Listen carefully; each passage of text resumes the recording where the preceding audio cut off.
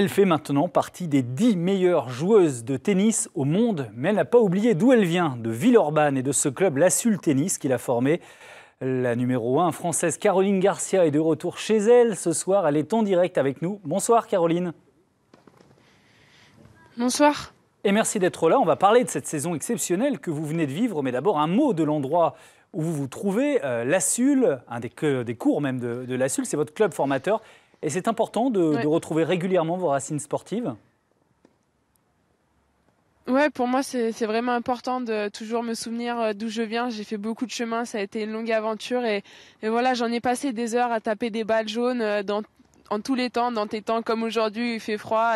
Et voilà, j'étais sur ces cours même où j'ai vu aujourd'hui plein de jeunes voilà, me regarder avec des grands yeux et des émotions dans les yeux. Et bah, moi aussi, j'étais comme ça à un moment donné. Et c'est important pour moi de revenir ici et de partager ce que je vis tous les jours.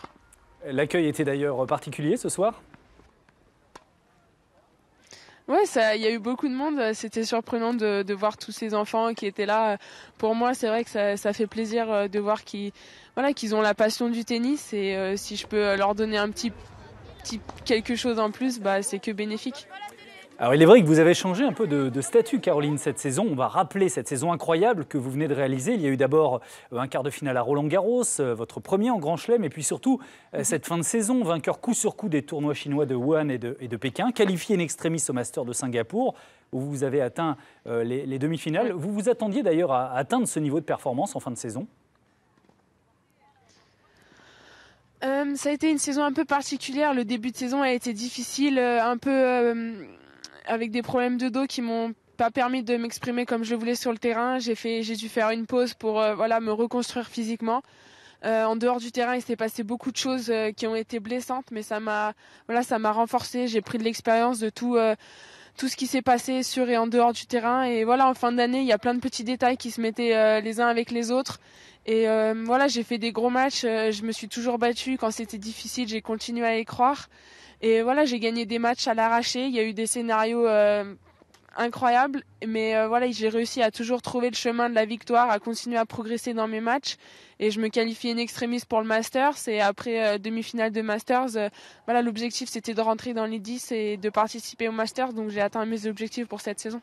Ouais. Les choses blessantes dont vous parlez, c'est la Fed Cup. Ça a été une vraie douleur pour vous. Vous avez dû renoncer à la Fed Cup en raison d'une blessure au dos. Mais vos coéquipières, elles, l'ont pris plutôt à la rigolade, ou en tout cas à l'ironie. Vous l'avez très mal vécu. Est-ce que pour vous, aujourd'hui, l'équipe de France, c'est terminé? Non, l'équipe de France n'a jamais été terminée, donc ça l'est toujours pas. C'est toujours quelque chose qui représente beaucoup pour moi. Après, voilà, il s'est passé des choses blessantes.